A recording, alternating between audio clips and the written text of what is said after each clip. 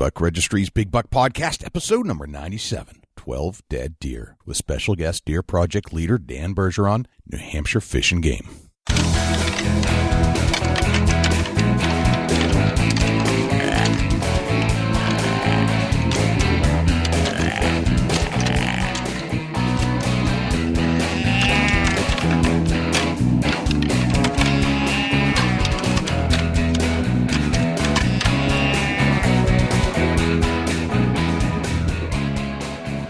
Big Buck Registry is a virtual museum of hunting stories. We preserve a piece of Americana by interviewing and recording hunters about their hunts and experiences from across the country. And who knows, maybe we'll learn a thing or two along the way that'll help us take our hunt to the next level. Hey everybody, this is Kirsten Godfrey, the Kentucky Huntress. You're up for another amazing podcast with Jay and Dusty on the Big Buck Registry's Deer Hunting Podcast. Hey, this is Matt Duff. And Jeff Danker. We're Major League Bow Hunter, and you're listening to the best podcast on the internet, the Big Buck Registry. Hi, this is Sean Lupkel with Heartland Bow Hunter. Hey, this is Michael Huntucker with Heartland Bow Hunter. And you're listening to my favorite podcast on iTunes, the Big Buck Registry's Big Buck Podcast. Welcome to the show. This is Jay Scott, your host of the Big Buck Registry's Big Buck Deer Hunting Podcast. And I am also joined by the Buckeye, the deer naming legend, Dusty Phillips from Ohio. What's up, Dusty? Oh, man. It's been a great week, dude. Yeah? What happened? What happened? About 10.5 inches, 10 3/4 inches. About an inch and an 8 spurs. That's what happened. Boom. Nice. Boom. Got yourself a come long running beard, in. didn't Come running in like a I don't know what, man. I mean, just come running in. It was pretty crazy. One of the best experiences of my life, shooting a big old gobbler here in Ohio. So, yeah, it's been a great week. You know, it's turkey season here in Ohio, and I know you're a little jealous because turkey hasn't opened in New Hampshire yet. Yeah, it opens tomorrow.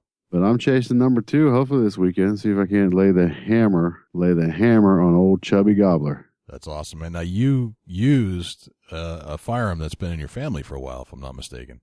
Yeah, it was my wife's grandfather's shotgun. Looked it up. I think it's a Central Arms is who it's made by, and the manufacturing date is like from 1908 to 1930, so it's got to be somewhere in there. I didn't get a chance to look up serial numbers in a particular book to see exactly what year it was manufactured, but yeah, it was single shot 12 gauge and just shooting 2 3/4 number 4 turkey loads. That's pretty cool, man. Congratulations. Yeah, that's your first bird, right? Yeah, definitely first bird. That's fantastic. It is quite a rush, and it's different than deer hunting, that's for sure. But yeah, it's an accomplishment that if you've never shot one, I definitely encourage you to get out there and you know, there's no mistakes in turkey hunting, really. We do have a couple of announcements, Dusty. One is that we have a brand new podcast app that you can download. It's an official Big Buck Deer Hunter 2015 app that you can actually search in the App Store on iTunes now. How cool is that, Jay? Is that not the best? Yeah, you know, it's one of the things that we just added to want our fans to be able to get the app for the Big Buck Registry. The app is live on iTunes now. So if you're listening to this on the podcast app, you can actually go to the App Store, type in Big Buck Deer Hunter 2015, and you'll see our app that we built just so you can listen to the show. You can also find it, and I don't know if it's quite there yet, but you can find it on Google Play and on the Android apps. So they're all there on every platform you can imagine. But yeah, so if you are an iTunes listener and you'd like to switch out of the podcast app to listen to the show, we actually have our own app. So check that out, and it'll be very cool. It'll be at bigbuckregistry.com/app if you want to check it out. We had one caller this week, Dusty. I want to play this for you real quick. Hi, I'm Brad Boswell, Greenwood, Indiana.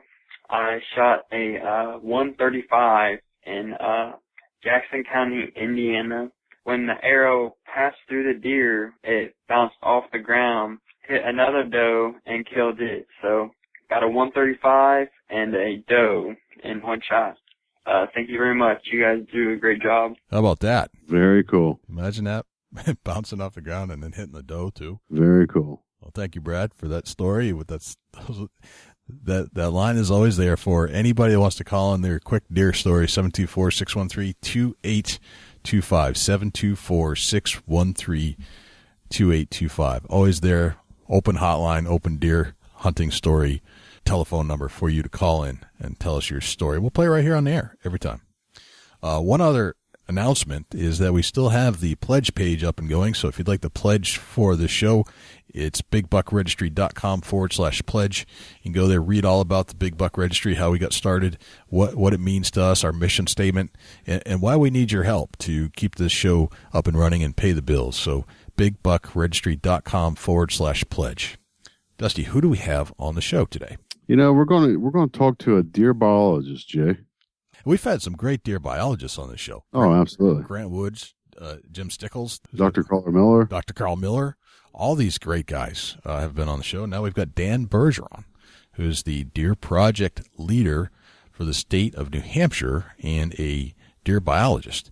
And the reason we're having him on the show, we've got a few different topics we're going to cover, but the big elephant in the room, as I'm calling it, is the 12 dead deer that died of enterotoxemia in southern New Hampshire over the winter just a couple months ago due to a feeding situation that went awry.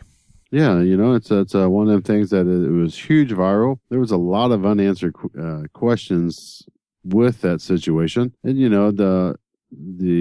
the biologist agreed to join with us and talk a little bit more detail on what we can do as hunters and conservationists and as people that like to feed deer. Even if you're not a hunter, this can relate to something that you're doing. Right. So, with that being said, that Dan's going to be able to break down a lot of subjects that are very important in keeping your deer alive in the wintertime. Yeah, and he gets into, where this is an issue and where it's not, like geographically, and definitely in northern states, this can become an issue where the snow runs deep for a long time. Absolutely. We're going to cover a little bit about the state of Fish and Game financially and what they're doing to try to raise money. Talk about the potential moose hunt in New Hampshire that might be canceled. He clarifies a lot of that stuff, and we get into the actual subject matter of, can New Hampshire actually be a big rack deer hunting state like Ohio? And I have my doubts, and we'll see what he says. Yeah, you don't know until you actually talk to somebody that's out there doing the studies and getting the factual information. Right. Well, we cover a lot of great topics. We go deep, get to the inside scoop on a lot of these hot topics that came up, especially with the deer feeding catastrophe out there in New Hampshire and the southern New Hampshire during the winter. But let's get Dan on. Let's do it.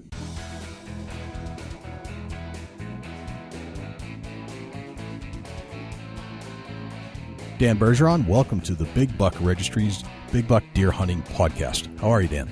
Not bad, yourself. Thanks for having me. I'd just like to talk to you, Dan. It's an honor to have somebody from my home state of New Hampshire on the show. We don't get that all that often. And, Very good. You're unique because not only are you in New Hampshire, but you're the Deer Project leader for the state of New Hampshire. You're a deer biologist, and you know a lot about deer, which is our favorite subject. Okay. So thanks for joining us, man. Yeah, absolutely. So, Dan, the elephant in the room is the 12 dead deer that went viral all over Facebook, Outdoor Life, every magazine I can think of. There was an article online about the 12 dead deer that died in New Hampshire due to a feeding problem. Mm-hmm. And we want to get to the bottom of what happened over there. What's the inside scoop? What can you tell us about that?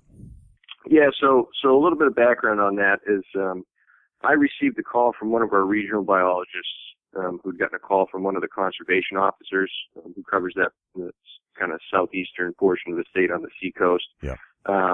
It was actually relatively close to where he lives. One of his neighbors actually called him. He'd been walking in the woods and came upon, four or so dead deer. Seemed like a strange thing to him, just kind of how they died and the fact that they all looked, pretty healthy.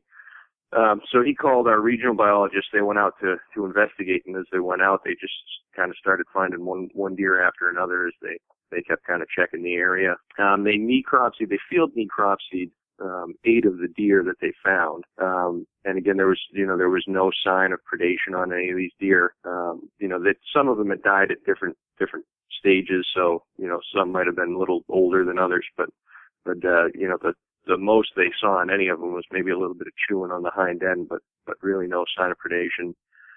They checked, fat on them and femur marrow fat, which was all good for that time of year. No signs of trauma from vehicle collisions, and really the main thing that they noticed was bloody diarrhea. And then when they got into the intestines, same thing. There was blood in the intestines, where typically you should be finding, pelleted scat and things like that.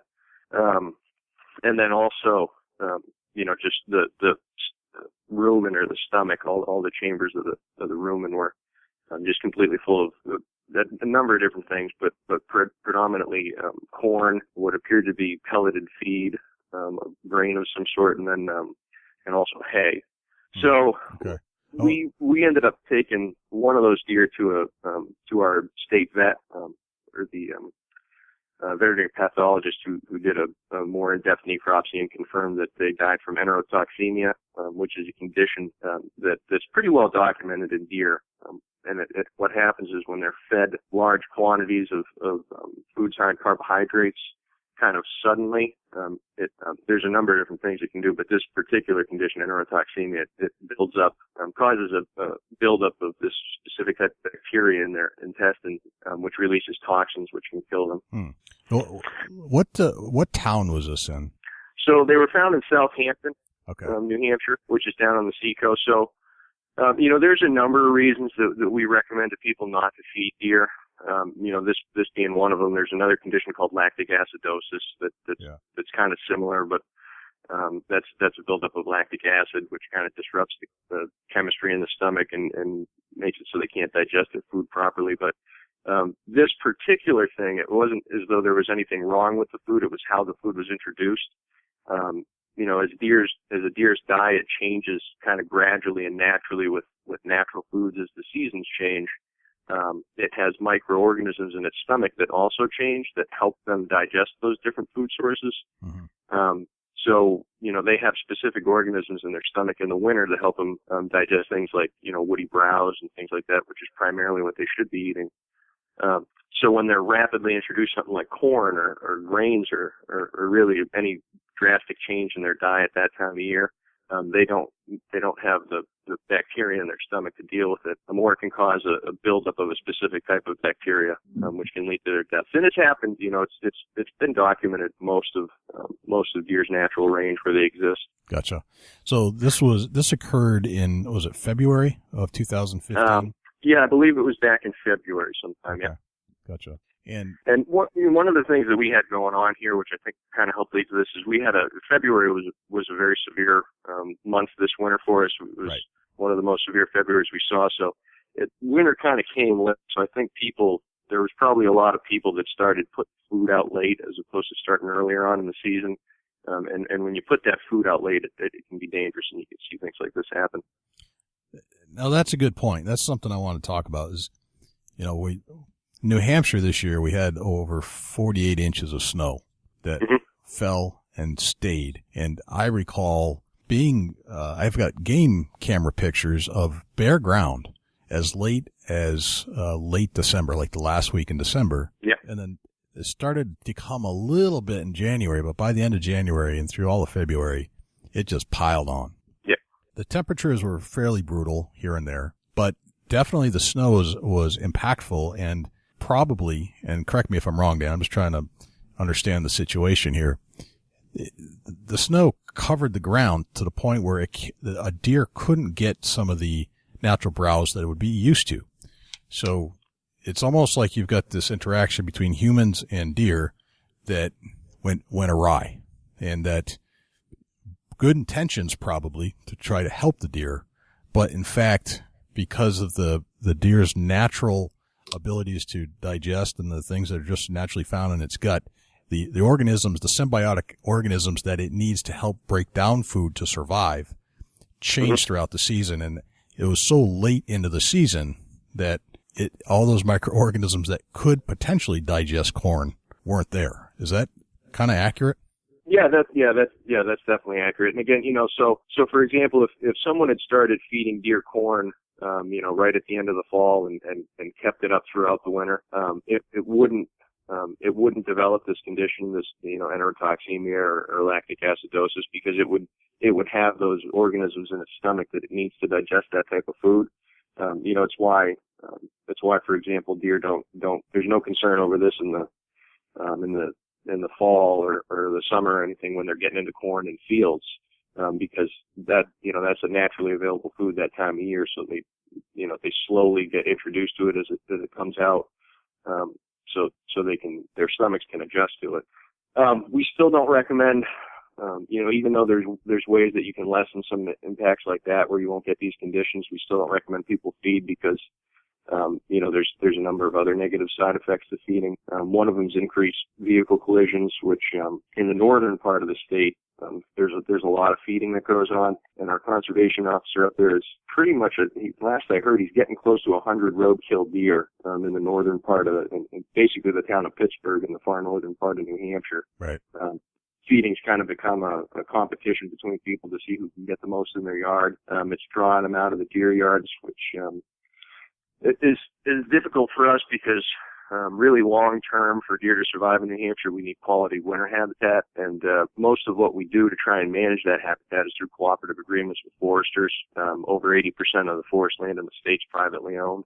So as people are putting food out and drawing deer out of these deer yards, it's tough to convince these people how important they are if they're not seeing as many deer in the winter. And long-term feeding isn't really a way that we can sustain deer in New Hampshire. It's really going to depend on quality habitat, which is tough to convince people to actively manage or keep on the ground if they're not seeing deer in those yards. That's interesting. So instead of opening up a bag of corn and dumping it in your backyard when the snow's 4 feet deep, you probably should spend all year round just trying to enhance the natural habitat that's there, so that they'll go and stay there. Yeah, absolutely. And, certainly if you're a large enough landowner and there's other benefits to that. If you're doing habitat management, you're going to be benefiting other wildlife species as well. But, there's, little things people can do. You can chop down some trees on your property. If you got some areas that they can get at that, the tops of the trees in the wintertime. You can promote different types of stands. Certainly if you have some good softwood cover, you can promote that. Maybe place some small cuts near that for browse for them, and promote maybe growth of some oaks if you got an oak stand. So you try and promote more acorn crops, but that certainly long term is going to be a lot more beneficial than putting corn down. And a lot of these people spend quite a bit of money. They're putting tons of corn out, so that I feel that money could be better directed towards some habitat management on their property as opposed to just putting the feed out. Right. I've seen corn, I bought corn before, and it's not cheap, and it's got to add up, especially in the quantities that you're talking about in Pittsburgh. Oh, absolutely, yeah, and to do it, to do it at least, I hate to say the right way because again, there's so many other negative side effects, but to do it to lessen some of those impacts, you gotta start early. You gotta put a lot out, and you gotta keep it going because once you start, you really can't stop. And we're concerned about disease transmission. Fortunately, we don't have CWD in New Hampshire yet, but, there's a number of other diseases that can be transmitted from deer to deer contact. One of the things that's a concern is rabies. Right. There's been some cases in New York and Pennsylvania where they believe deer have contracted rabies through sharing feed sites with things like raccoons. I had a trail camera up in my backyard just on an apple tree, and, I got a video of a deer and a raccoon fighting over a couple apples under one tree. So, it's not a hard stretch to believe that stuff like that goes on. And in the last few years we've seen, there's been some states that have been seeing deer with rabies, and, there's other, fibromas and, the deer warts, mange, deer can get mange, and those are all things that can be spread through contact. Most of them aren't fatal to the deer, but certainly it decreases their overall health, and certainly it decreases their appearance. Right. Gotcha. One of the things that I wanted to kind of point out is, I in my town, I get a call when there's a deer that goes down fairly frequently, because I'll go and I'll take it and I'll make meat out of it if I can, or use the carcass if it's so beat up from getting hit by a car. I'll use it on a coyote pile or something like that, or give it to a coyote hunter who I might hunt with now and then. And there was last winter, there was a situation where there was a clear deer trail going across the road, and there was a small buck hit, and I called Fish and Game, and I was allowed to pick it up. And come to find out that this person that was feeding deer on the other side of the road, and their intentions were to help to keep them alive. But in fact, they had they were responsible for the death of at least 3 deer that Fish and Game knows of, because they had to cross from a habitat that I know for sure is great wintering habitat, cross the road to get to the feed. Otherwise, they probably wouldn't go there. So, and the intentions was to save them, and in fact, they ended up killing too many. Yeah, and that's what we see pretty frequently. And when this press release came out about the deer that died in Southampton, we started getting a lot of calls about dead deer. And we received a call, a similar situation where there were 2 roadkill deer that a gentleman had gotten possession tags for, and when he was processing them, he noticed a lot of corn in the stomach, so he gave us a call. Myself and one of the other biologists went out and checked into it, and he told us how, year after year deer are getting hit in the same spot. So we, similar thing, found a trail that crossed the road, followed it a little ways through really poor winter cover, an area that typically you wouldn't expect to find that amount of deer activity, and it led right up to a feed pile. So we got another situation where there's, several deer there that we know about that were likely wouldn't have been crossing that road and headed up to the feed site. So it's almost like if you're gonna do it, and you really shouldn't, but if you're, and I'm talking about New Hampshire. Now, in other parts of the country, like where Dusty lives in Ohio, feeding deer might not be a problem because corn is available pretty much all year round there. And there isn't a snow cover, if I'm not mistaken, that would really keep them from getting to corn. Does that sound right? So different areas will have different habitat needs for the deer. Yeah, certainly all those risks aren't there depending on where you might live. So things could be different. Certainly the disease transmission risk is always there. And I'm fairly certain Ohio is a CWD state. Yep. Yeah, that's correct. So that would be a concern in a state like Ohio.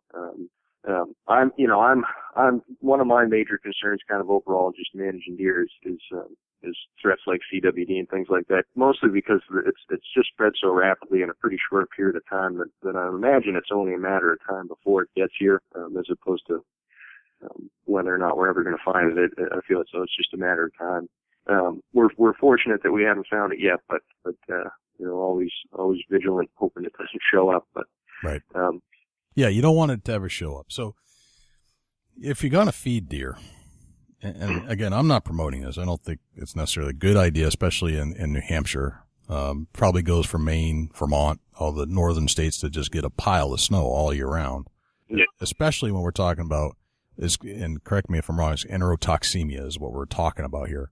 Is that the enterotoxemia and lactic acidosis are really the 2 conditions specifically related to the feed. Yeah. Okay, so basically you've got a condition where the bacteria that build up in the stomach, because there are no digestive whatever to break down corn, increase in the stomach and throw off these toxins, which can then lead to extensive bleeding and no digestion, and just the problems go on and on from there. I'm going to bump in there. You was talking a little bit, Dan, about, like I said, we're not promoting winter feeding in New Hampshire by no means. What is something that is a better feed to use that will lower the chances of the deer getting sick from eating it? Or is there a feed better than corn, or doesn't it matter? Well, it's all dependent on when and how you're introducing it and what else they've been eating.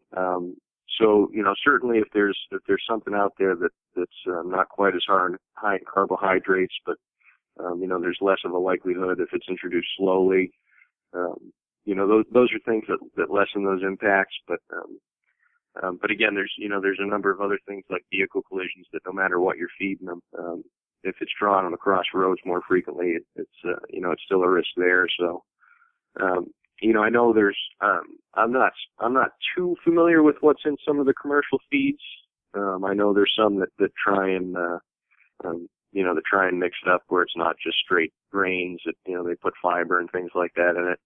So something like that would potentially have less of a possibility, but there's some studies that suggest that even it's not necessarily just carbohydrates, that just rapid shifts in diet of any type can lead to those conditions. So it's a risk. It's particularly mainly if you're introducing it suddenly is really the big deal. And that was the case here. You know, the food was introduced suddenly to these deer, so they just weren't prepared for it. But you know, I always hate to talk about proper ways to do it, just because there's no way to get rid of all the potential negative side effects. So right. I feel like when I start giving better ways to do it, people take it as kind of a tacit sign that it's okay to do it. So right, completely, yeah. You know, and the major thing that reading articles and listening to you is that don't wait till middle of January. You got 3 foot of snow to dump out a bag of corn. That's not the correct way to do it. Yeah, that's certainly the most dangerous thing to do in terms of because you're just adding one more thing on top of all the other possible negative side effects. So starting early and doing it throughout the winter and but again. If you're going to do it, be prepared to spend a lot of money. If you're going to do it to try and lessen most of the impacts, and really these things, unless you got a large area far away from roads where you're willing to truck tons and tons of feed out throughout the entire winter. I was going to say, it's like issues. If the ideal scenario, if you're going to feed, is to do it for a very long period of time, starting probably in the fall and carrying it all the way through the spring at a minimum. Yeah. Bringing it to a spot where there are no roads within the general vicinity, so there's no chance of them crossing anywhere. And then almost like you got to spread it out, like in small piles, and get it to where they are and where they don't want to leave, but not put it in one giant pile. Like you got to spread it out amongst a fairly large area. Yeah, and that's certainly, there's some states that have, in the past they've put out, we don't recommend it, but if you're going to do it, this is how to do it type of brochures, which, I go back and forth on that because again, I feel like as soon as you start telling people, the correct way to do it, they kind of take it as they don't take you seriously when you talk about the risks. So, it's kind of a double-edged sword when you start talking about the correct way to feed. Well, let's ask the ultimate question here, Dan. If you didn't bring corn to them or didn't make it available to them, would they survive anyway? Yeah, it's tough to say. It's probably on an individual deer basis, but certainly most of the time, probably yes, they probably would. I'm not going to say that there's not situations where feed doesn't help certain deer. It's tough to judge. If this deer would have survived or this deer wouldn't have, but they're adapted to survive these severe winters. They did so long before people started putting tons and tons of corn out for them. And they did fine. And my point of view is these are wild animals. If we need to, if the only way we can sustain them on the landscape is by providing, human provided food, then we've done something wrong as managers. If we're dependent on feeding them human foods. Gotcha. They're wild animals and they should be treated as such is my point of view on that. Dan, were you able to visit the site of the incident? Not that specific site, but shortly after that, again, we started getting a lot of phone calls. So, there was another incident in, Guilford, New Hampshire, where a woman had actually emailed us pictures of a deer that was in her yard. The deer was, basically laying in her backyard very close to the house, looking and like she was in pretty poor shape, very lethargic. By the time somebody got back here, the deer had already died. One of our conservation officers went and checked it out and again noticed bloody diarrhea. So he contacted us and we performed a necropsy on that one. And again, that one was another one that died from enterotoxemia. All the organs were in good shape. She had good body fat, pregnant with twin fawns, really good marrow fat content, but stomach full of hay and corn, and again, no feces in the intestines, and they were just all full of blood. Wow. So again, that was another one. So that one I was able to get out on scene, and we went out to where the deer was found and, looked for a feeding site. We did find one feeding site with a small amount of corn. We were trying to locate another where there might have been hay, but it was in a kind of a, small suburban area where there was a lot of houses with forested patches in between. So it was probably just a matter of, getting into the right spot where the bigger feed sites were. But, so yeah, I don't think that particularly these two conditions are overly common. I don't think we're losing a lot of deer this way. I don't think it's anything that's driving the population down. But it probably happens more so than we realize because again, unless you have a really large incident like the one that we had in Southampton, if you're just finding one or two dead deer, if they're even found before they're scavenged or whatever, a lot of people don't, it doesn't ring a lot of alarm bells when you find one dead deer in a winter, or two dead deer in a winter by themselves, particularly if it's a relatively severe winter. So. Right. Gotcha. Now, do the people who were involved in the incident, is it illegal to put out corn, or is it just something that isn't illegal? No, just try to regulate it. Yeah, it's not illegal. We discourage it. We have informational pamphlets that we hand out, and we try and send out. We put reminders on our Facebook page and press releases during the winter just to remind people of the risks of doing it. There were, I believe, up to 4 feed sites that were located in Southampton where the deer were found dead. It was an unfortunate case of people thought they were helping, they weren't aware of the risks, and they were devastated when they found out. They stopped immediately, and so it would be legal if you intentionally set out to kill the animal, but that certainly was not the case here. This was the case of people thinking that they were helping, not knowing the risks. The good thing is that it did get so much publicity that a lot of people are more familiar about some of the risks, and this one in particular, right? Because it's not very common. The vehicle collisions are much more common, I think, than something like this. So this is just something that kind of brought it to the forefront of people's minds. So. Right, gotcha. Now, one of the things I couldn't help notice this is whenever there was a post about it, we posted it on our site. And other sites, seemed like there was always 1 or 2 people that just said this was complete BS. What do you have to say to those people? There's certain people that no matter what you tell them, they're not going to believe you. They're set in their ways. This particular incident. We field necropsy the deer. We had a veterinary pathologist that confirmed it on another deer. This is something that happens. It's well documented throughout whitetail range. It's also a condition that's fairly well documented in livestock. Sudden changes in diet and ruminants like that. It's really it's really not up for debate what killed these deer. We know what killed them. Right. So to say that that's not something that could happen. It's well documented. It's well known. A lot of people say, I've been feeding deer for years. I see the same one over and over again. It's got a specific mark on it, so I know I'm not hurting them. Which I, may be true for some of those deer. But, when you're feeding 50 deer, there's no way you're going to be able to tell individual deer. And, deer move around a lot in the winter. Some of them migrate, miles upon miles from deer yards to, particularly the deer yards, but then from deer yards to feed sites, and to think that what's happening to every one of those deer. Like for example, this one individual deer that we found dead. I'm sure if someone was feeding 12 deer and one of them went missing, they probably wouldn't think much of it. So, right. Again, the 100 deer that get hit, and that's an annual occurrence. Pretty much every winter we're getting anywhere from 50 to 100 deer in Pittsburgh that are getting hit on Route 3 crossing to get to feed sites. And, some of those deer might be crossing the road anyway, but certainly not that volume of deer.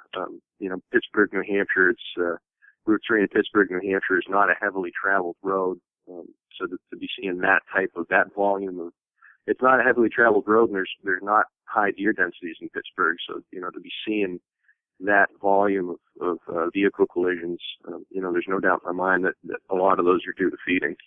Right. And those deer yards are tremendously large, if I'm not mistaken. I spent some time up there a few years ago, and it's just, when you find a yard, there's like 100, 200 deer there sometimes. Yeah, particularly in the northern part of the state where there's kind of some larger complexes. I mean, in that area of the state, we got deer migrating down from Canada to get to some of these yards, right. Across the border. And one of our biologists has, followed deer trails, 20 miles or, and then just got tired and couldn't do it anymore. So, these deer are moving around a lot.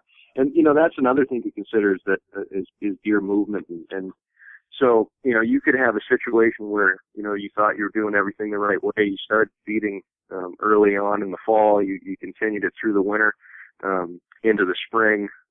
In which case, the deer that have been consistently coming there should be fine, at least in terms of these two conditions. But when the winter starts to break up, deer start to move around a lot. So you could have a deer come from a few miles away that never came to your feed site all winter, and he doesn't have those bacteria in his stomach to handle the corn or the grain that you have out. And now all of a sudden you got new deer coming to that site late in the winter that weren't introduced to it early enough, and they could be dying. And again, those might be deer that, you weren't familiar with, while you were watching them, feeding them, and, they could move off, die away from your feed site, and you'd never know about it. Gotcha. That's fascinating. So what should we be doing if we're not going to feed deer? What should we be doing, with our habitats? Or do you have some tips and pointers on what we can do, especially in the northern states, to enhance the wintering habitats for these deer? Yeah. So, I mean, it's in large part, most of it's going to be large landowners, in the northern part of the state. Really, you're going to need some sizable portions of land you're going to need some, your typical deer yard is, the primary thing you're looking for is mature softwood cover, dense, a dense canopy there so that it's trapping the snow. And you're going to need, whether it's for a number of landowners that, that can kind of work together, but, that we got some sites in the northern part of the state that, they're getting to the age now where they're dying off. So, you need to conserve some of those older stands, but you also have to have some other stands online that are, that younger, that when those stands start to, when you need to go in and thin those, that you got new stands that are going to be providing cover when you go in and do some work in those. If you can do some cutting, some clear cutting, adjacent to those areas, to provide browse for them, that's important. So it's things like that, particularly in the northern part of the state. It's difficult for small landowners to do stuff, but again, if you're you're near one of these areas, anything you can do to kind of add to it, if you can keep some softwood open that might act as a corridor from one property to the other, that's helpful. If you're adjacent to a large chunk of softwood cover and you got some, you don't have softwoods, but perhaps you can do some cutting that might create some browse for them in the winter. Things like that. And in New Hampshire Fish and Game partially funds a position over with the University of New Hampshire with Cooperative Extension, where we have an extension wildlife specialist who's also a forester who knows a lot about deer and a lot about deer wintering areas. He's happy to help landowners and give them tips on forestry practices they can do and different management they can do on their property to create habitat for deer. Gotcha. Very cool. Well, excellent. Well, thanks for bringing some light to that whole subject. It's, I think, we read about it. We kept reading the same article over and over, and we really wanted to talk to somebody that knew it from the inside. Yeah. That clears a lot of stuff up. Dust, you got anything else you want to add to that, or any questions about that subject? No, that was great. Great conversation about the situation that happened there. Cool. Dan, let's move on to Fish and Game itself. You work for Fish and Game, if I'm not mistaken, and I'm frequently getting emails from Fish and Game about a hearing that's coming up or has already occurred, or something that's coming up that is trying to keep Fish and Game funded. And I don't know a lot about what's going on over there. Can you fill us in on the inside scoop? Yeah, so we're not unlike many other states. Most fish and game departments, at some point, some agencies have found a way to move away from this, but primarily our funding comes from hunting and fishing licenses, and pretty much nationwide. There's been a declining trend in license sales. So, when that's your primary source of funding, and sales keep dropping off, it's kind of tough to keep pace. On top of, declines in license sales, we've also kind of been, additionally work is kind of added up over the years, particularly with, things like law enforcement with search and rescue. That's a pretty sizable chunk of money that really there's no funding source for. So really costs have been increasing and revenues have been declining over the years. So it's difficult to keep pace. And, we have our fish and game fund, which was kind of at one point, a source of money to kind of dip into has basically just been eroding over the years as we haven't been able to keep up with costs and have been taking less and less money in. The department's done a lot of things, trying to cut costs, and there's a lot of people have been retiring in those positions or basically going unfilled. So you get a lot more work kind of getting dispersed among a lot fewer people. And we've done a good job kind of keeping things running as they always have been, which I guess unfortunately the public, it wasn't quite as obvious that maybe we were having as many issues as we were because we were still providing all the services that we usually do. The issues become now that basically we're to the point that if we don't get another source of funding or we can't increase revenues one way or another, that it's going to get to the point where we're going to need to lay off more full-time people, and those services are going to have to take a hit, and that we're not going to be able to provide everything that we have historically to the residents of the state. So there's the big thing right now really is there's with the budget, the state's budget. There was a lot of stuff that our director and a number of other people had kind of worked out with the governor of ways to kind of fill some of these gaps with funding. One of the things was to allow the director a little more authority to set fees on his own. Right now, any fee changes have to be done through the legislature, and legislators typically don't like to start talking about fee increases, particularly if it's an election year. So, good point. So it's things like that. We have not had a license fee increase, I believe, since 2003 or so. So it's been 12 or 13 years, if I'm not mistaken, since our last license increase. And again, like everybody else, gas prices go up, heating costs for our buildings, all the work that we do at the hatcheries, I know the cost of fish food alone, there's things you don't typically think about, but all those costs have gone up, and we just haven't been able to keep pace with our traditional funding sources. Gotcha. So the goal is to be able to raise more money through licensing. Is that correct? That's one of them.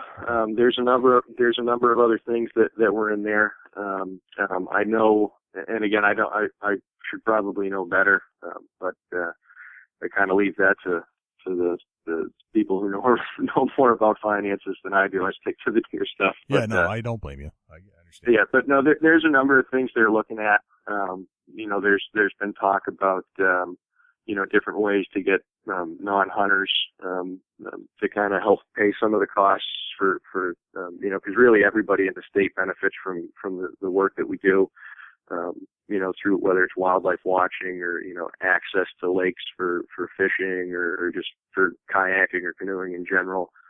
So there's been talk about maybe small permit fees for things like canoes or kayaks to generate some money and different funding sources like that.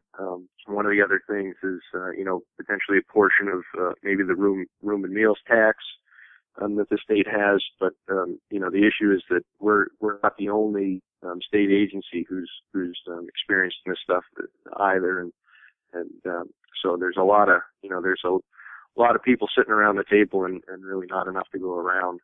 But So we're working at it, but the more really the best thing that people that kind of understand what the department provides, we can call legislators all we want, but it doesn't really do much. They kind of know what that we're going to be asking for more money, but if people from the general public just call up their legislator and tell them how important the department is to them, and the services that we provide, and the income that comes into the state through wildlife watching and hunting and fishing.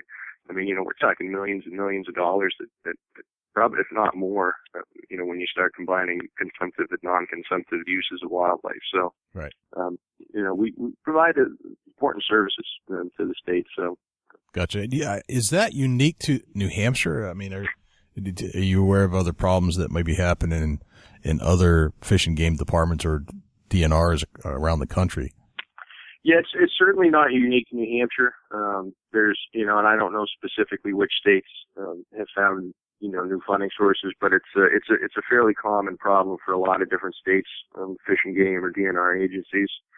Some states have gotten things passed, like getting portions of the room and meals tax, and they've kind of gotten away from, or a lot of times it's there's been some sort of legislative action that starts getting them general fund money or some other form where they're not dependent, solely on license sales, and that's really, what we're looking for a solution like that. But, we've come up with some things that would potentially get us the money. It's just, it's getting everybody to agree on it and getting the laws passed. So.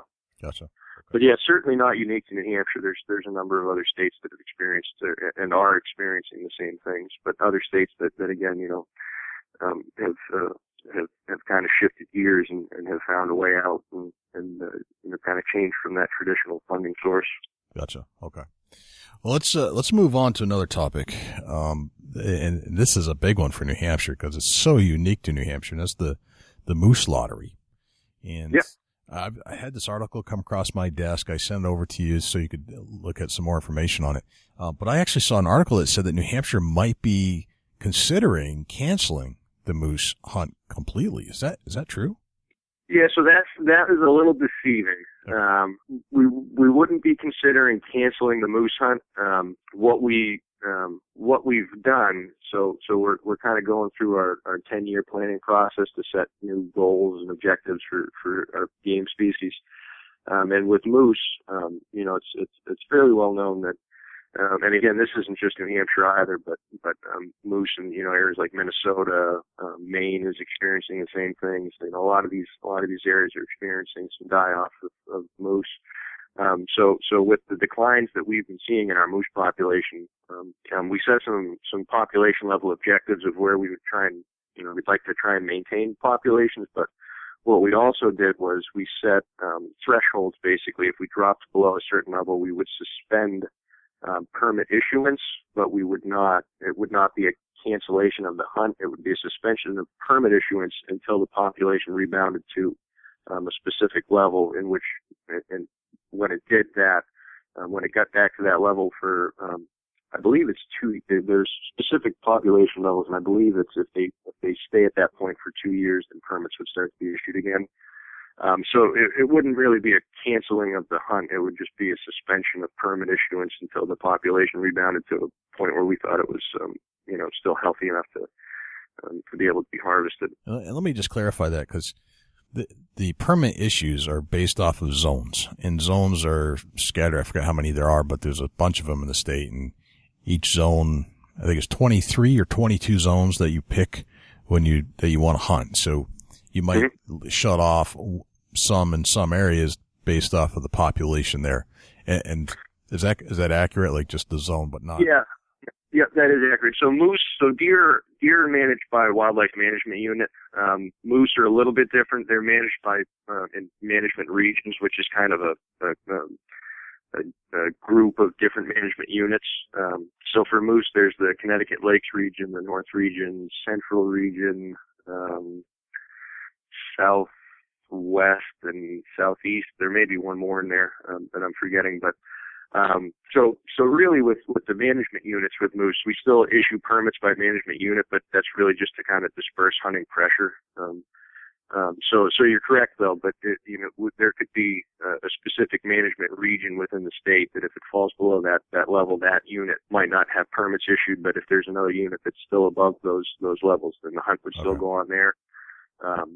The southeastern part of the state, which is, the kind of that seacoast area similar to where we found those deer. Right. That is our most heavily populated portion of the state. So we're not making any proposals to suspend the hunt there. At least not from a population, density perspective. It's more hunter satisfaction. We really don't want to have any sort of high density moose population there just because of concerns with vehicle collisions. There was, I believe, might have even been a fatal collision a number of years back, and when that had happened, people basically, the public basically said they really never want to have that many moose down there. So due to public safety concerns, we'd probably continue a hunt down there unless it got to the point where hunters just were unwilling to hunt down there. Gotcha. So that unit is a little different than the rest of the state. Another thing to keep in mind about moose in New Hampshire is that they're pretty much approaching the southern limit of their range, especially in the southern part of the state. So, really southern New Hampshire, it's not great moose habitat. Moose are really dependent on early successional habitat. So it's, in areas where they're doing a lot of cutting. We don't have that really in the southern part of the state. It's starting to get a little warm for them down there as well.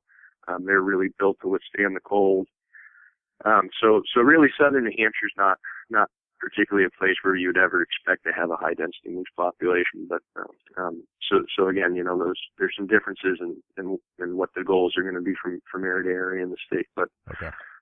But yeah, so not a cancellation of the hunt, but just suspension of permits in areas if they drop below certain levels. Okay. All right. That makes sense. Now, what is it that's causing the population decrease? So, there's a couple of different things. The main thing, so in the far northern part of the state, that we actually have a research project going on.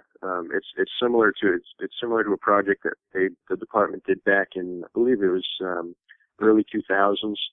And we have, a number of animals that were collared in the wintertime.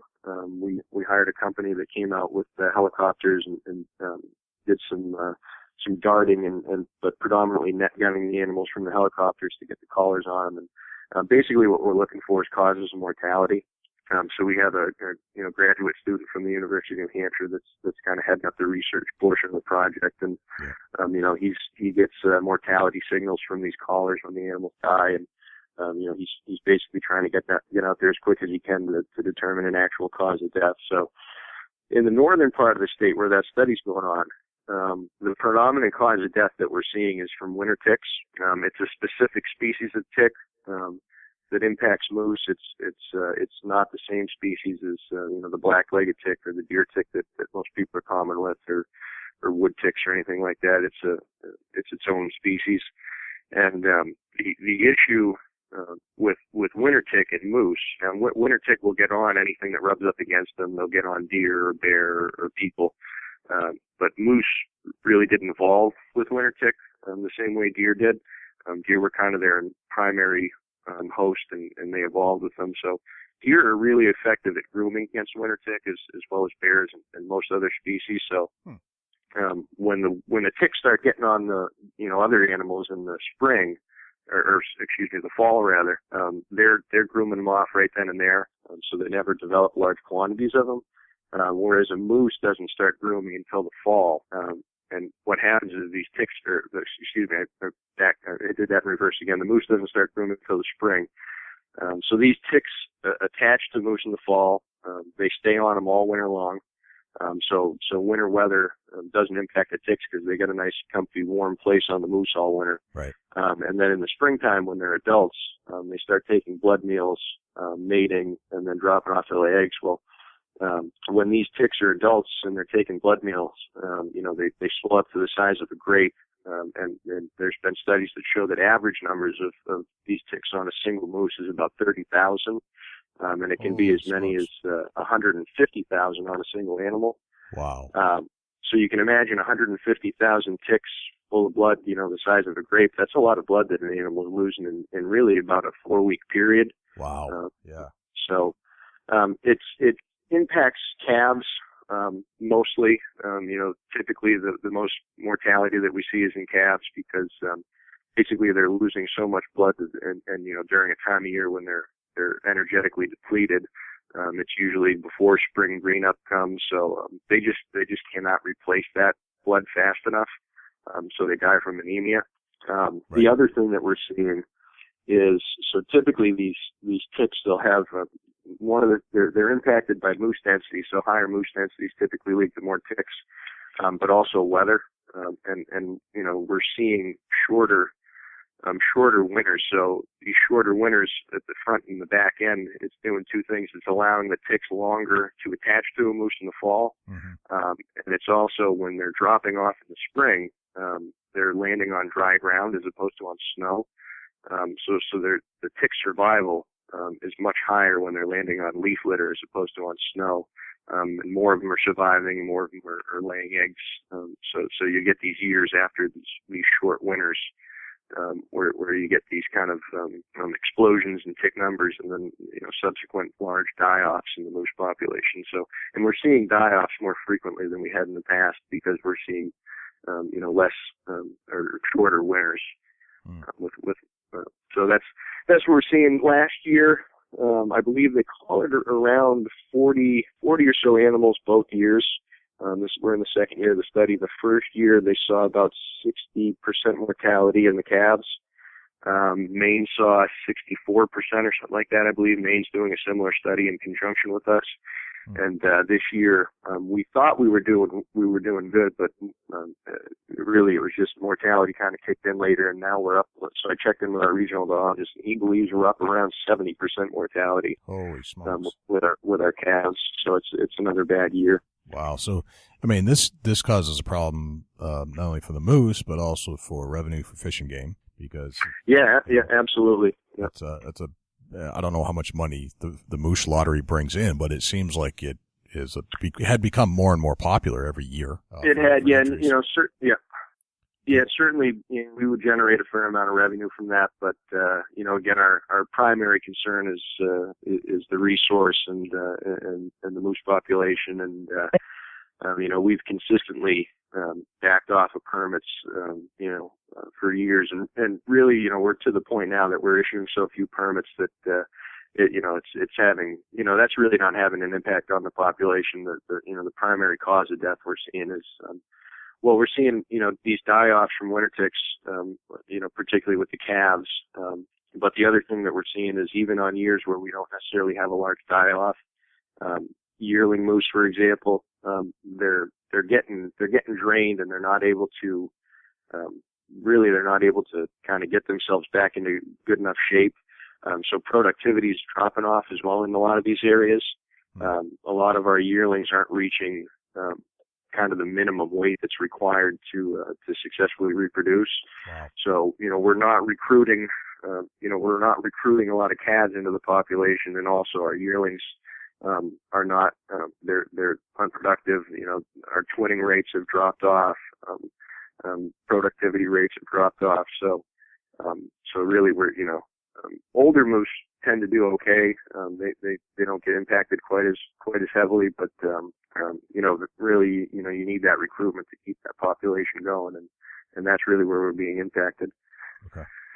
So it's more the resource. You're trying to protect that first and foremost, but when the resource was vibrant and it was drawing a lot of attention, you had a lot of apps coming in. That goes back to our second topic that we were covering, is the state of Fish and Game and the revenue generation. So it kind of, this tick is becoming a large problem. It is, yeah, absolutely. So the other thing, so ticks are the primary cause of mortality that we're seeing in the northern part of the state. That's where our study's going on. We don't have any mortality studies going on, further south or in the central portion of the state. Our best moose habitat's in the northern part of the state, so that's kind of where we're most concerned. we'd like to check things everywhere, but we just don't have the money to do a project that large. But what we think is going on as you move south is that the other thing that really impacts moose is brainworm. And brainworm again it's a parasite that kind of evolved with white-tailed deer, and white-tailed deer are kind of the primary host of brainworm. Okay. So this is a worm that is what happens is it's picked up by ground snails, and then as the ground snails climb vegetation, they're kind of inadvertently eaten by either a deer or a moose, and then that worm reproduces in there and it travels through the spinal column and into the brain, and it doesn't impact deer at all for the most part. Deer really don't die from it, except maybe in very rare occurrences. But again, because they've evolved with this parasite, but it's fatal in moose. And typically, kind of the North American experience with brainworm is as you start to get deer densities that exceed about 10 deer per square mile, you start to see increases in moose mortality due to brainworm. And with the exception of kind of the White Mountain area of New Hampshire and some of the further northern portions of the state, we have deer densities that are above 10 deer per square mile. So we believe in the central part of the state and particularly the southern part of the state, brainworm might be having a big impact on the moose population. But again, we don't have a mortality study going on there, and brainworm is actually very difficult to identify in an animal. So it's tough to say, but that's one of the things that we believe is probably impacting moose as you kind of move south and you start getting into higher deer densities. Fascinating. So the deer population kind of affects the moose population, but not so much in a let's fight over food thing. This is more of a disease type spreading situation. That moose, absolutely. But not deer. That's crazy. So can moose do moose affect deer habitat at all, or is it just pretty much seems like deer dominate when it comes down to it? Yeah. So we don't really see that.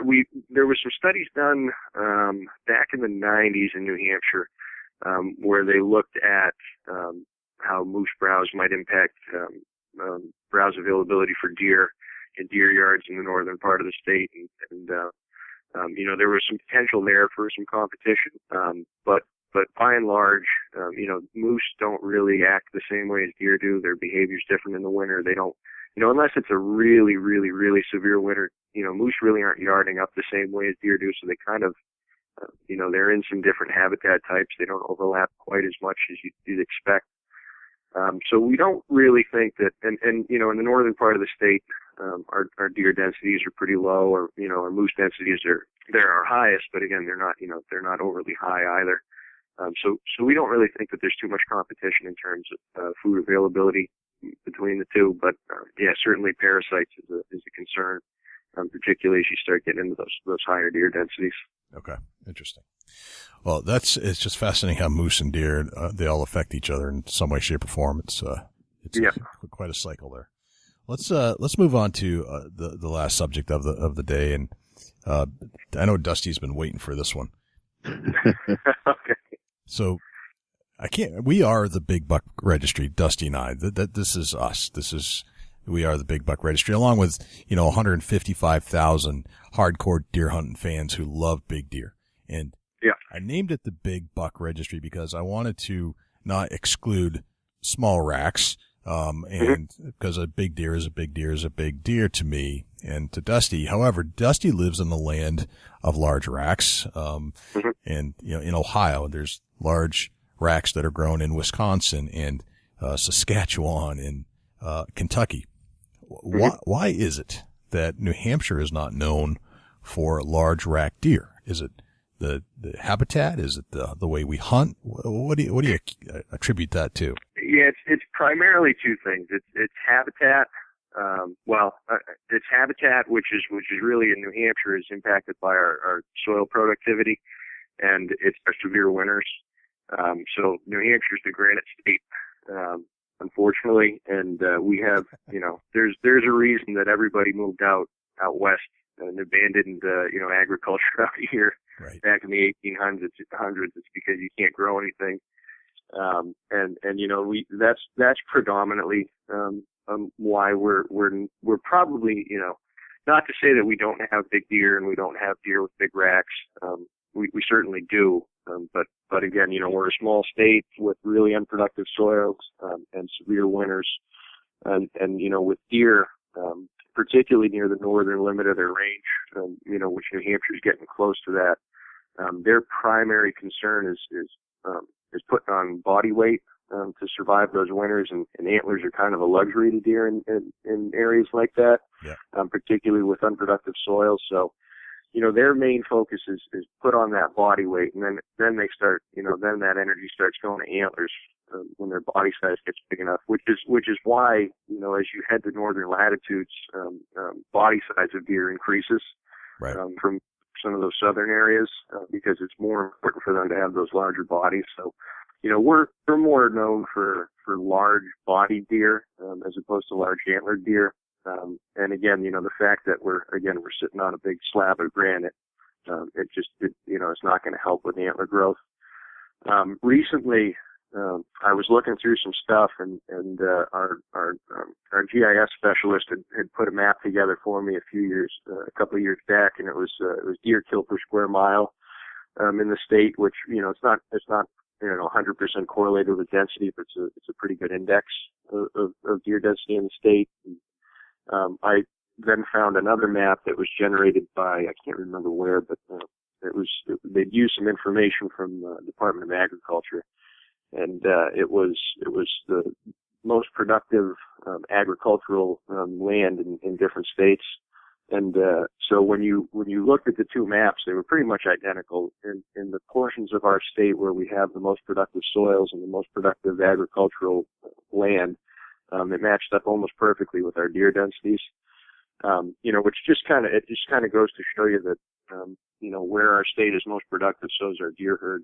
And again, for that matter, so is our turkey flocks. We see the same thing in the southeastern and part of the state along the Connecticut River Valley where soils are more productive and winters are a little less mild, is, typically where we start seeing more productive deer herds and turkey flocks. And then, but, certainly in the northern part of the state is where we kind of start seeing, larger deer or kind of a more higher percentage of larger deer being taken. But that is more a function of, likely more a function of lower hunting pressure. So you get deer that are living longer up there. So, they're getting to those, 4.5, 5.5 kind of, prime ages where they're getting those, larger antlers. So, yeah, unfortunately, New Hampshire is never going to be an area like Ohio or anything like that. We don't have the agricultural areas. We don't have the productive soils, and we got those severe winters. But we do have big bodied deer, and certainly we have some large antlered deer too. Just per capita, not as many as some of those Midwestern states. Right. I mean, with the exception of the Clucky buck, which I think was an Allenstown buck when it was all said and done, right? There's, there must be some other large deer in the state that I'm not aware of, just from not. Oh yeah, absolutely, yeah. And Roscoe Blaisdell, yes, who runs the New Hampshire Antler Skull and Trophy Club, I was talking to him recently, and he has the 200 plus pound, all the deer that are 200 pounds or above, he registers them and enters them into the kind of the trophy book that right. he of. And, he was actually, I sent him information, from our harvest information because he only gets a proportion of the deer, because not everybody that necessarily shoots a large deer registers it with him. And he was always under the assumption, I believe he said that there was maybe 40% of people that didn't call him. It actually ended up being closer to about 60% of people who never, 60% of people that shot a buck that was 200 pounds or larger, never registered it with the trophy deer program. Oh, wow. So there was quite a few more, large body deer being taken at the state that he was aware of. I think part of the problem that he thought maybe was happening was that people just were under the assumption that when they registered at the registration station that information was given to him, but they actually have to contact him or fill out a sheet that's in our hunting digest to kind of have it officially recognized. There has to be a witness, and it has to be the weight has to be verified by someone at the station. So Gotcha. Okay. So I think a lot of people were, might have been under the impression that if it's 200 pounds and you register it, it just gets recorded, but that's not the case. So, hey Dan, I'll be the first to tell you. I think it was Dean Vineyard from Northwoods Common Sense. There, we was talking to him, Jay. And he was off the mic, and he said, "Man, I got a 180 last year, and the year before I got a 200." And I'm thinking, my gosh, New Hampshire's the greatest state to hunt whitetails in. Right. I was thinking it was talking about scores, and then the conversation went on. I'm like, man, I'm jealous. I got 174 incher on the wall, but I don't have no 200s or 180s. And I'm like, man, that's a great buck, Dean. I was all jazzed up talking to Jay and Dean, and he's like, yeah, 200-pound buck's a pretty good buck, eh? Yeah. I'm like, what? 200 pounds? I thought you were talking about antler size. Yeah. Yeah. It blew me off. New Hampshire definitely has got the big weights. I mean, every time we talk to somebody in New Hampshire, they're like, man, this buck weighed 180, 210, 200. I'm like, wow, that's a great buck. But what I don't understand is, how do they grow the massive bodies with the small antlers? That's something that throws me for a loop. Yeah, and again, it's like I said, it's that all their energy is going into growing that body. So their antlers come second. So, right, correct. Every little bit of energy that they're taking in, it's going to growing that body, and then they start worrying about the antlers. So, in areas where there's not severe winters, they only have to grow, their body size only has to get so large to be able to carry them through a winter. So they can more quickly kind of start divvying that energy out to start growing a larger rack. That on top of the fact that, if you got areas where there's, just expansive agriculture going on, they're just taking more energy in as well, and they don't need to, they don't need to grow as large of a body. So there's less they're putting in there. There's more they're putting into their antlers, and there's just kind of more in general that they're getting, and then they're not burning it up over the winter. They don't have to really cut into their fat stores like a deer in New Hampshire would. Right. So when the spring comes, they're right back to a good weight. Whereas, deer in New Hampshire after a severe winter, if it even recovers fully the following year, it's going to take a while. So it's just, it's a rough life for really wildlife in areas like this. And, it's kind of similar, New Hampshire, when we're talking about moose and deer, and, we're kind of at that nexus where we're right there near the northern limit of deer range, near the southern limit of moose range. And historically it's, animals don't thrive near the edges of their range. Right. Absolutely. Yeah. That's self-explanatory there. Let me ask you this. If you're a large landowner, there is a capability of doing the proper nutrition systems and planting the right things in New Hampshire to make the deer antler growth better. That's kind of something I wanted to ask is it possible to take where the antler size is not the greatest in some areas there, and it's definitely noticeable. Is there a possibility that you can take the dirt there and turn it into some antler growing nutritional value dirt? Yeah, absolutely, Pete. There's certainly things that landowners can do. There's, you could get pretty intense with it, where you could start throwing fertilizers down. I'm more of a traditionalist where I kind of, I'm more about, trying to promote natural foods and things like that. But that's not to say, that's not putting down anybody that does anything else. I'm just a little more traditional that way. But, certainly, there's things people can plant. There's forestry practices people can do that can increase, food that's on their property, cutting, promoting, oak. If you go in and do some thinning and you get those oaks to grow and release them from some competition, they can produce more acorns. And, if you get some fruit trees, you get an old apple, some kind of old apple fields or something that you can work with. So there's definitely things landowners can do. And really, in a state like New Hampshire, anything that you're doing to increase, food availability for these deer, is going to be beneficial to them. And it's going to help, if they can get more energy in them. It's either more, it's less that they have to go out and find, it's less energy they have to expend searching for it. And they're putting more in, so they're able to grow both their body and their antlers faster. So yeah, there are certainly things people could do. And any type of management like that you do on your property, whether it's promoting natural stuff or, if you're into food plots, it's going to help. Particularly if you can combine that with, if you get some deer that are, getting up to some older ages too, which, depending on where you are in the state, southern part of the state, we got some pretty good, hunting pressure down there. But if those deer can get old and you can get them some good browse and some good, food availability, and certainly that they're going to get bigger than they would without it. Absolutely. What's just throwing it out there? What's the deer herd looking like in New Hampshire for the years to come? Yeah, it's looking good.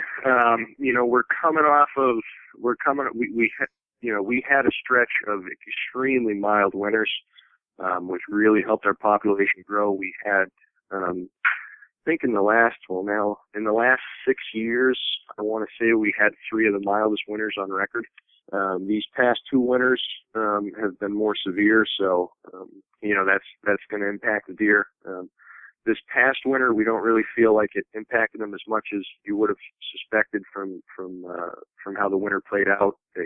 There was a really good acorn crop going into the fall, so deer were probably going in pretty good shape.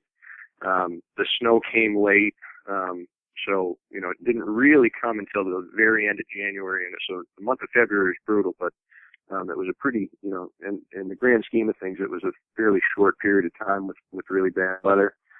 And then on top of that, the snow was pretty fluffy, which was beneficial for deer to move around and not so much for predators. It's tough for a bobcat or a coyote to move in, snow that's over their heads. Right. Whereas a deer can move through that a little more easier if it's not crusted over, and they can push through that. The other thing we were seeing, we all of the biologists do deer yard surveys in the wintertime to kind of just keep an eye on that habitat as well as look for deer mortality. And we were all seeing deer were staying pretty mobile, and they were able to actually dig for acorns throughout a good portion of the winter. And winter ended kind of a little bit later than it has been, but again, so some areas still haven't seen green up, but I know certainly at my house, I'm still stumbling around in the woods, slipping on acorns. There's so many out there. So yeah, that acorn crop we had, I think, was very beneficial to them going into winter, and both during and now after winter, getting a good food source for them. That combined with the light snow. So, we saw a reduction in harvest last year, which was expected. We'll probably see another one this coming year, I would assume, with this winter. But that being said, the deer herd has grown by about 20,000 or so over the last 10 years.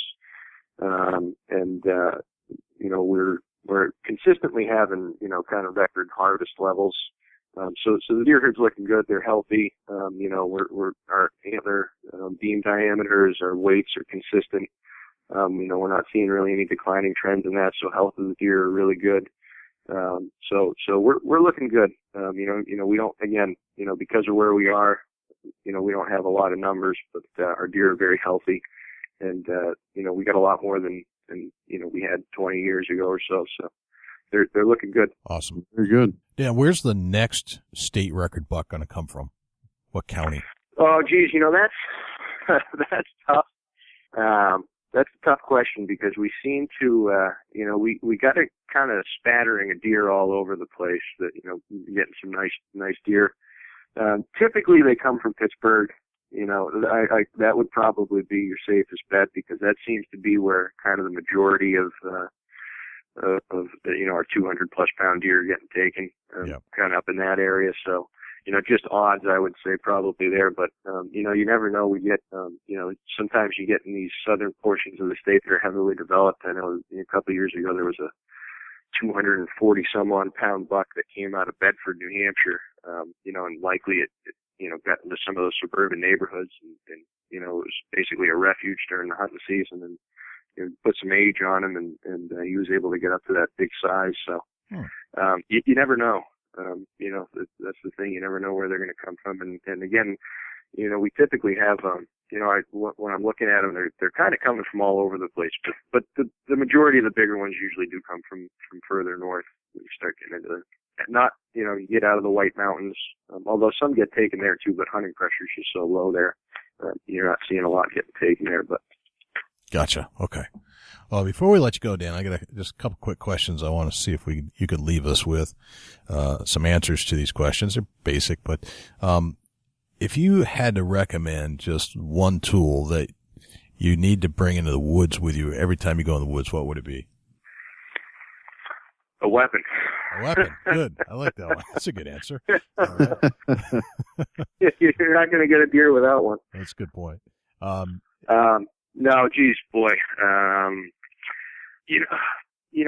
guess it's not really. I guess it's not really something you're bringing out with you. It's something you're doing ahead of time. And I guess it's a good map and knowing what direction the wind's coming from. Yeah. I'm a little bit more on the side of paying attention to wind and things like that than I am about worrying about scent control clothing or a really, really great camo pattern. I've gotten extremely close to deer stinking to high heaven during some of my field work, and it was because, the wind just was favoring me. So, I think that's one of the most important things to keep in mind. Gotcha. And if you could recommend one book for deer hunters, which would it be? Oof. Geez, that's a tough one. Okay. Most of the stuff that I've read over the years has been research related.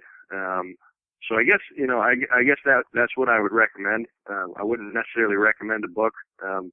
Get into some of those research papers because there's a lot of good stuff to be learned that can aid you in hunting by reading some of those papers. Some of them are a little tough to follow, but there's some good stuff out there that if you can start finding some of those, you find one and there's references in the back to all the others, makes it easier to find them. But, there's a lot of important stuff that you can learn about deer behavior and that is very beneficial if you can apply that in your hunting skills. Yeah, that makes sense. Research papers. And where would we find some of these papers if we wanted to check them out?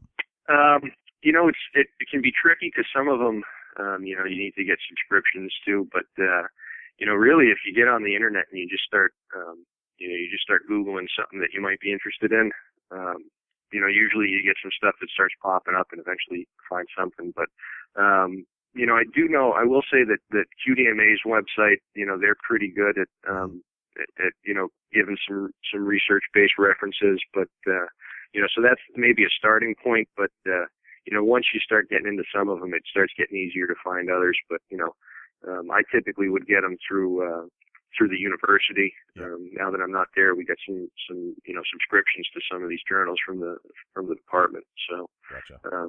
Wildlife Society, so the Wildlife Journal is a good one.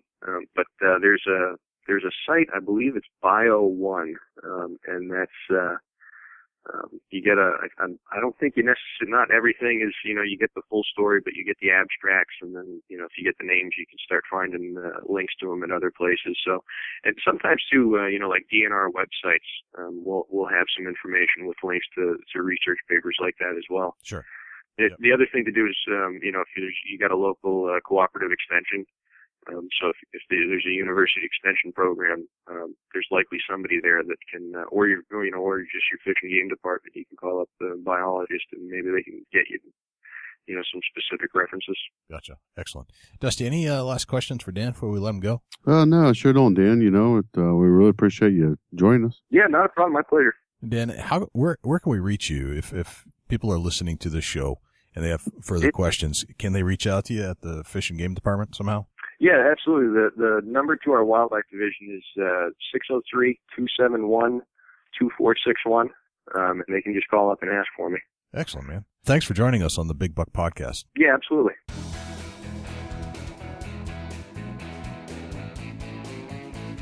And I can't thank Dan enough for joining us and going deep into all those subjects. I wanted to know a lot more about what happened out there in Kingston, and now we know. Yeah, it's one of them subjects that was huge for a lot of readers.